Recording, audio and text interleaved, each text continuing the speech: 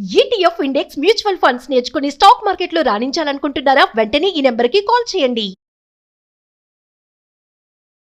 నమస్తే అండి. నమస్తే మ్యామ్. దినేష్ గారు, అంటే నేను ఎందుకు కేసెస్ గురించి ప్రతి కేసు మీ గురించి తెలుసుకోవాలనుకున్నానంటే ఒక అవేర్నెస్ కావాలి ఖచ్చితంగా.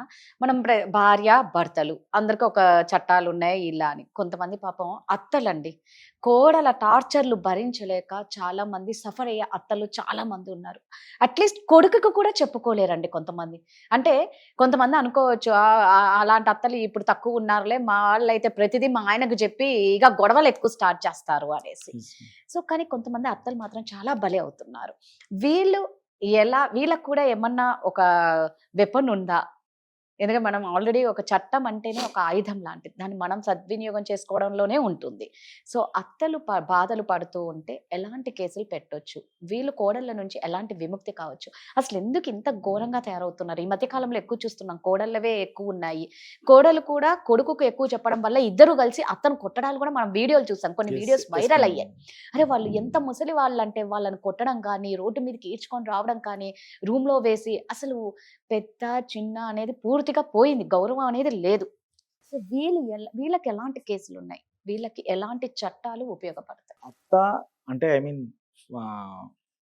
పెళ్లి కూడా అంటే భర్త వాళ్ళ తల్లి. ఈ భర్త వాళ్ళ తల్లి ఏదైతే ఉందో తన కొడుకుని రాకుమారుడు అనుకుంటుంది మేడం. ఏ తల్లి అయినా తన కొడుకుని రాకుమారుడు అనుకుంటుంది.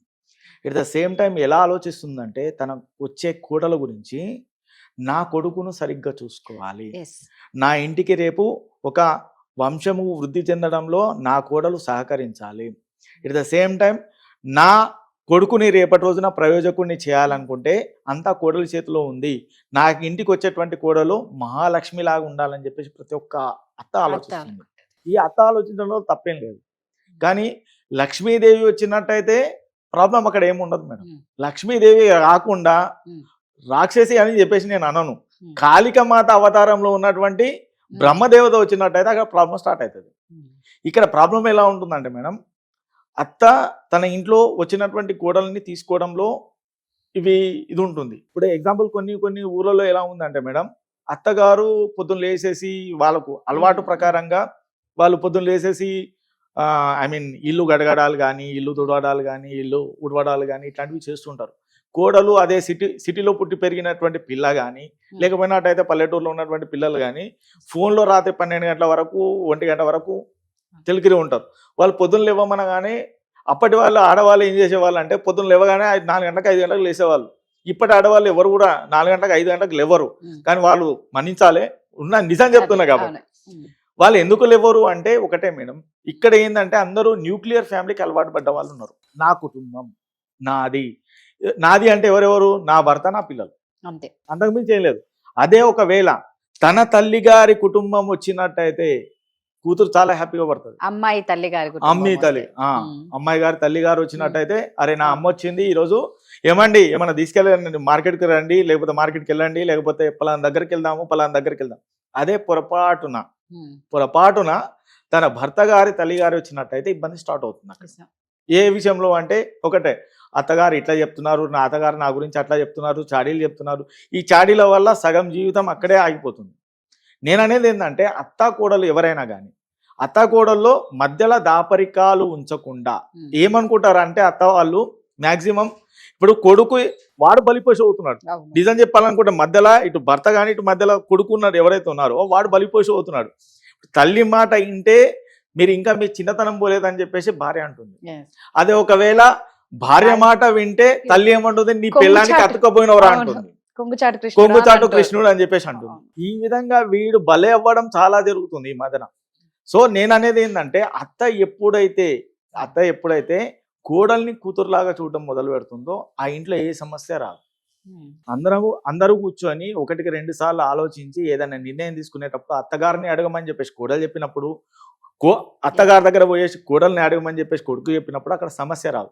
ఇక్కడ ఏమవుతుంది, మళ్ళీ ఇంకొక ప్రాబ్లం ఏంటంటే, ఇప్పుడు అత్తగారు పోయేసి కొడుకుని సపరేట్గా తీసుకుపోయేసి మాట్లాడతారు, కోడలు ముంగట మాట్లాడదు.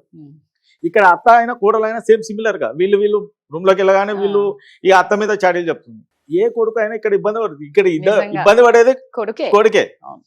కానీ ఇది పోవాలనుకుంటే నేను చెప్పేటువంటి సూత్రం ఒకటే, ఏ రోజైతే కూతురు తన తల్లిగారు వాళ్ళు వచ్చినప్పుడు ఏ విధంగా అయితే స్వీకరిస్తుందో ఎట్ ద సేమ్ టైం అత్త వాళ్ళు వచ్చినప్పుడు కూడా అదే విధంగా ఇంకా ఎక్కువగా స్వీకరిస్తే ఏ ఎత్తైనా హ్యాపీగా ఉంటుంది. ఇప్పుడు మనం చూస్తున్నాం చాలా మంది, ఇప్పుడు కొంగుచాటు కృష్ణుడు అన్నాం కదా, అలాంటి వాళ్ళే తన తల్లి అని చూడకుండా నవమాసాలు తన తల్లి గర్భంలో ఉంచుకున్న తల్లిని రోడ్డుకి ఇచ్చి కొడుతున్నాడంటే వాడు మానవుడా లేకపోతే మృగం అనేది తెలవకుండా పోతుంది ఈ మధ్య. అలాంటి చేష్టల వల్ల ఏమవుతుంది అంటే రేపు తల్లి ప్రేమ అనేది కనబడకుండా వెళ్ళిపోయే అవకాశం ఉంది. ఇంకొక విషయం ఏంటంటే, ఇప్పుడు తల్లిగారి మీద ప్రాపర్టీ ఉందనుకోండి, సపోజ్ ఎగ్జాంపుల్ ఇలాంటివి కూడా వచ్చినాయి కేసులో. తల్లిగారి పేరు మీద ప్రాపర్టీ ఉందనుకోండి, కోడలు ఎలా చేస్తుందంటే మా అత్తగారు వచ్చారు, బాగున్నారు, కూర్చోండి అత్తగారు అని చెప్పేసి మర్యాదపూర్వకంగా మాట్లాడతారు. ఎందుకంటే తన కొడుకు ఇన్సిగేట్ చేస్తాడు, ఏమని, నా తల్లి వచ్చింది ఈ విధంగా చూసుకోవాలని చెప్పేసి. అదే అత్తగారి పేరు మీద ఎటువంటి ప్రాపర్టీ లేదనుకోండి, వచ్చిందా పోనీ అట్లా. ఈ విధంగా అంటే మనిషి ఏ విధంగా ఆలోచిస్తున్నాడంటే స్వార్థపూరితంగా ఎక్కువగా ఆ ప్రాపర్టీ గ్రాబ్లో పడేసి మానవిత విలువలు, మానవీయ కోణాలు ఇవన్నీ మర్చిపోయి ప్రవర్తిస్తున్నాడు. సో అత్తలు కేసు వేయొచ్చు, తన కోడల మీద కూడా వేయొచ్చు. ఇంతకుముందు డొమెస్టిక్ వైలెన్స్ కేసు గురించి చెప్పాను కదా, ఆ కేసు మీద కూడా కేసు వేయొచ్చు. ఆ విధంగా వేసినట్టయితే తన కోడల భార్య నుండి నాకు ప్రొటెక్షన్ ఆర్డర్ ఇవ్వండి, నాకు తన దగ్గర నుంచి హింస ఈ విధంగా జరిగేటువంటి అవకాశం ఉందని చెప్పేసి వేసుకునే అవకాశం ఉంది మేడం. సో నిజంగా అండి, ఇలా నిజంగా మీరు అన్నట్టు దినేష్ గారు కొడుకే సఫర్ అవుతాడు మధ్యలో, అటు చెప్పలేక ఇటు చెప్పలేక. కానీ తల్లి కూడా ఆ వయసులో చాలా బాధపడుతూ ఉంటుంది. సో వీళ్ళకు కూడా చట్టాలు ఉన్నాయి ప్రతిదానికి. ఇంకొక విషయం ఏంటంటే మేడం, ఇప్పుడు మాసాలు గర్భంలో ఉన్నప్పుడు ఏ విధంగా అయితే మనిషి ఇది చేస్తాడో, ఎట్ ద సేమ్ టైం నేను నమ్మి 90 సంవత్సరాలు నీతో నడవడానికి వచ్చినటువంటి భార్యను కూడా చూసుకోవాల్సిన బాధ్యత కొడుకు మీద ఉంటుంది. ఇది ఖచ్చితంగా. కానీ కొడుకు ఏం చేస్తాడంటే ఇక్కడ వాడు పట్టించుకోడు ఈ విషయాలు. కానీ ఏ రోజు అయితే చిన్న చిన్నపాటి ఘర్షణలు తలెత్తుతాయో అదే రోజు ఒకవేళ ఇద్దరిని కూర్చోబెట్టి మాట్లాడితే అక్కడ ప్రాబ్లం అనేది ఉండదు. కానీ దీనివల్ల ఏంటంటే ఇటు పోయేసి చెప్పుడు మాటలు వినడం. ఇప్పుడు రామాయణం కైకేయి వల్ల నడిచింది కదా, ఆ విధంగా చెప్పుడు మాటలు విన్న తర్వాతనే ఇవన్నీ స్టార్ట్ అవుతాయి మేడం. అందుకోసం నేను అనేది ఏంటంటే అత్త కోడలు ఒక కూతురు తల్లి మాదిరిగా ఉంటే ప్రాబ్లం ఉండదు. నిజంగానే తల్లి కూతురుగా ఉంటే మాత్రం ఎటువంటి సమస్యలు ఉండవు, అందరి ఇల్లు చాలా హ్యాపీగా ఉంటాయి. థ్యాంక్ యూ అండి. Yes madam, thank you.